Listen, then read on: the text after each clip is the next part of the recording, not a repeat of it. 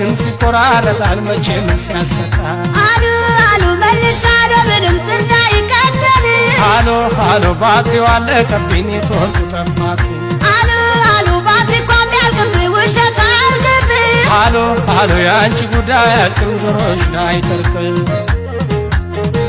ለምን ይዋሻል ለምን ይዋሻል ለምን ይዋሻል ለምን ይዋሻል ለምን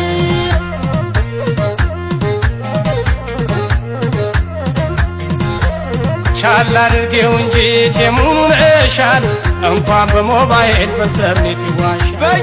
እኔም ያንቺን ነገር ያልሰማው መስሎሻል ባልቦታው ነው እንጂ ሺ ጊዜ ዋሽተሻል